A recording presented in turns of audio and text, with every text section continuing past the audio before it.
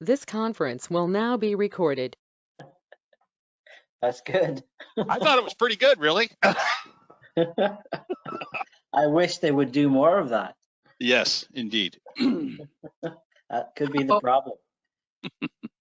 In the head coach. in the absence of our chair, Mayor Woodbury, I guess I'll call the meeting to order at 1 o'clock. My name is Lindsay. I'm the clerk for the Township of Southgate. Normally, the chair would just default to our Deputy Mayor Milne, but I believe he wanted to see if Councillor Dobreen would like to chair today's meeting. Indeed. If she's willing. Certainly. I'll turn it over to you. Thank you for the opportunity. I don't mean to put you on the spot, but I just thought you might as well have a go at it. You have the script there, I presume. I do have the script, and that will conserve your voice for later, for the next meeting. Do I just take over then, Madam Clerk? Yep, Okay. go ahead, Councillor Dobreen. Thank you. All right. Welcome, everyone. This is a public meeting concerning proposed zoning bylaw amendment pursuant to the section 34 of the Planning Act, file C822, Grey Ridge Meadows, located at, we'll get to that in a minute. Yes, located.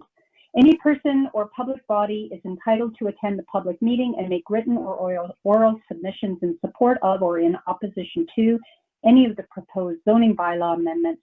Written comments should be submitted to the clerk, Lindsay Green. If a person or public body does not make oral submissions at a public meeting or make written submissions to the Township of Southgate before the zoning bylaw is passed, the person or public body is not entitled to appeal the decision of council of the Township of Southgate to the Ontario Land Tribunal, and in addition, they may not be added as a party to the hearing of an appeal before the Ontario Land Tribunal. In the opinion of the board, there are reasonable grounds to do so. The first and only item on the agenda is, as I said, C822, Grey Ridge Meadows. Legal description, concession 3, lot 18, geographic township of Proton, civic address 185673 Grey Road 9. The purpose of the proposed zoning bylaw amendment application is to allow for an on-farm diversified use, being a small-scale dry industrial use shop, including the sale of lumber and other building materials, retail sales. The owners wish to add the shop to the list of permitted uses for the agricultural zone. The shop, including office and power room, is proposed to be up to 750 meters squared, with outside storage of approximately 500 meters squared. The effect of the proposed zoning bylaw amendment would be to change the zoning symbol on a portion of the subject lands to permit the dry industrial use shop within an agricultural exception zone. Any environmental protection zone boundary may be adjusted based on Conservation Authority comments. May I please have confirmation from the clerk that proper notice was given in accordance with the Planning Act? Yes, Chair Dobreen, proper notice was given in accordance with the Planning Act. Thank you. I will now ask for our planner, Clint Stredwick, to review correspondence received from the commenting agencies. Take it over. Okay. Thank you, Chair Dobreen, and good afternoon, everyone. Just a few comments here. The first one I have here is from the Public Works Department, indicating that a safe access can be provided.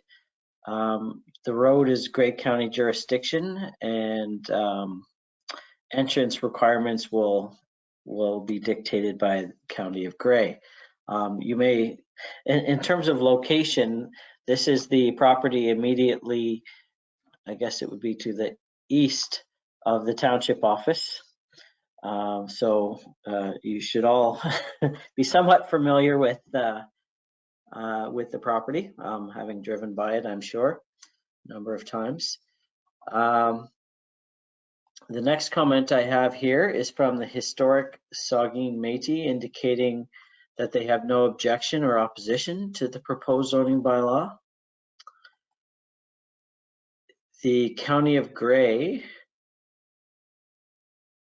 indicate Gray Transportation Services have reviewed the subject application as the property fronts on Gray Road 9. Staff have indicated that a commercial entrance permit is required to support the development and that an application for this permit has already been submitted. Transportation staff have no further concerns. It is recommended that D6 guidelines be achieved to the proposed development and that MDS be achieved if required by the Southgate zoning bylaw. Provided positive comments are received by the Conservation Authority, the county have no further concerns. And then we get to the Conservation Authority, and their recommendation is that the application is generally acceptable to the SVCA staff.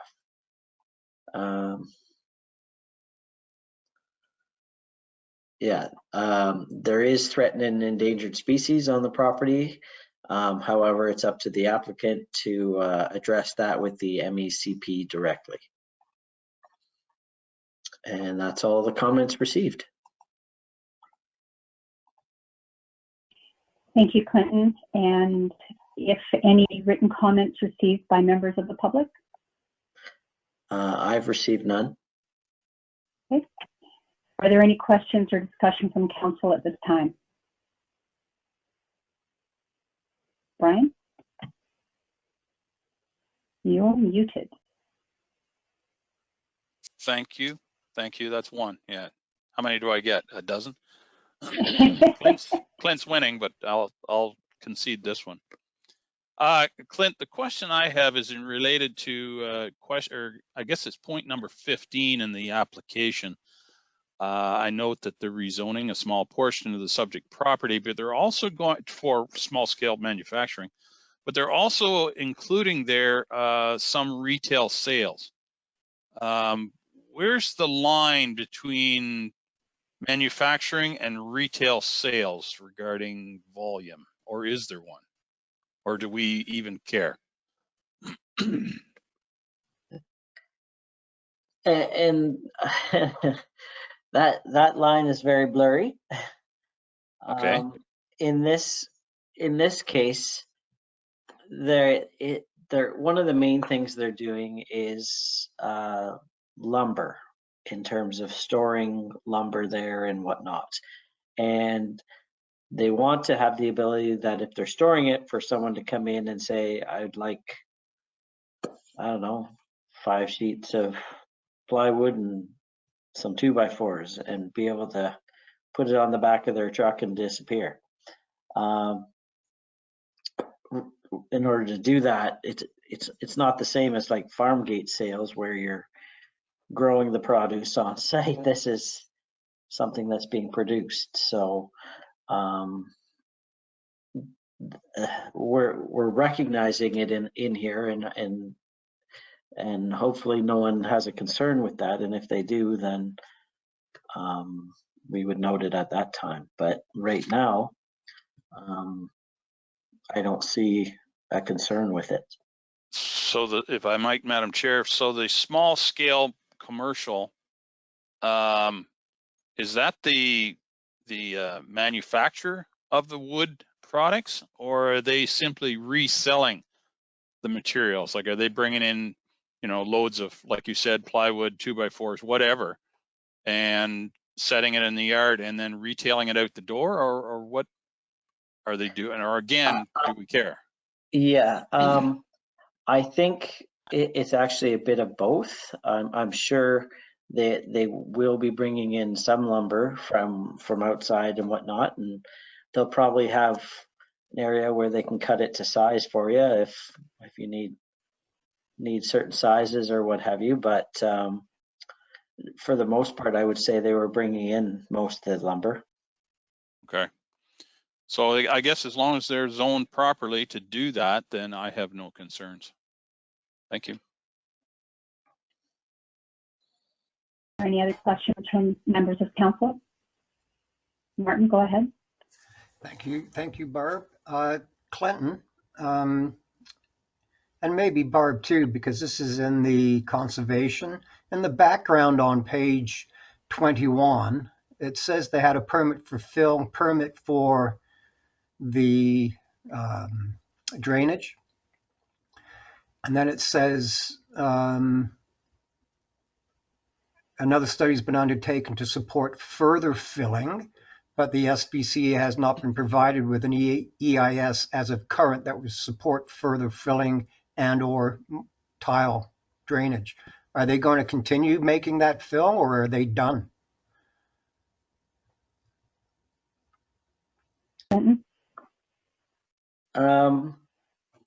Well, if they get the permit for it, I'm sure they'll continue.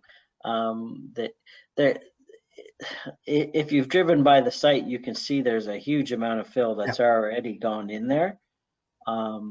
Because they're trying, it's a very odd site in that you've got sort of like this perched knoll where the house and everything is, and then it sort of slopes down a little bit further, and then it continues to slope all the way to the creek or whatever is on toward the east.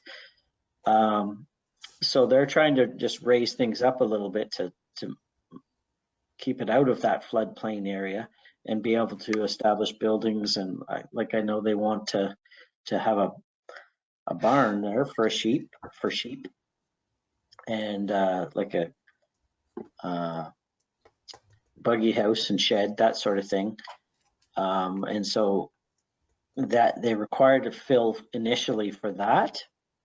And so this next fill requirement is probably for the yard and for the shop itself. So I imagine that's where that's coming in.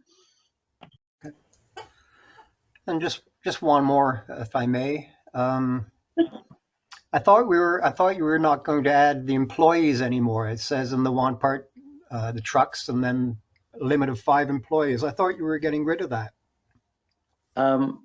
Where does it say that? Sorry. That's on the application. On the application.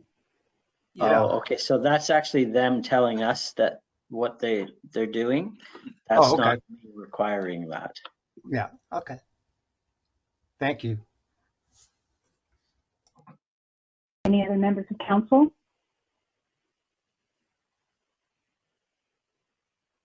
Hearing none, I have one question, Clinton. What is the agricultural practice that will be conducted? I might have missed it in the application.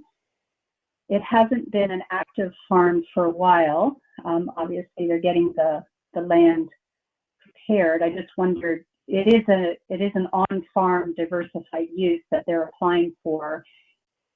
So there should be some farming practice associated? Yes, I believe I mentioned it just a few minutes ago that they are in the process of constructing a sheep barn for a number of sheep, and then there will also be crops, I'm assuming, at the back end of it for probably feeding those sheep. My apologies. I thought you said sheep, as in you were talking about plywood sheep. No, the things you count when you go to sleep at night. The time that you count when you go to sleep at night. I don't know. Yeah. Thank you. Thank you very much. Okay, so I will now ask if the applicant or agent is present. Michael here. Oh, hi, Michael. Yes, go ahead. Hey, the only question I had is the commercial entrance, because of that property is on the knoll there. Is that going to be an issue with the County of Grey? Well, I would hope not, in the sense that Grey County Transportation has received an application for the entrance already, because they noted it in their comments, and they had no concerns with it at that time. So presumably they would have said something if there was an issue at that time. So other than that, they would have to change how they get in there, but the county hasn't recognized or said anything about it. So Okay, thanks. Any other members of council wish to speak at this time? Hearing none, I will now ask if the applicant or agent is present. Please identify yourself by stating your name for the record. Would you like to make any representation on your application? I don't see any other members participating in the meeting, so we'll move on. I don't see anyone who wants to make a submission in support of this application because we're all counselors and staff. Is there anyone who would like to make a submission in opposition of this application? Seeing no members of the public here, are there any other questions or further discussions from members of council? Hearing none, I can declare that this public portion of the meeting is adjourned at 1:16 p.m. Thanks all.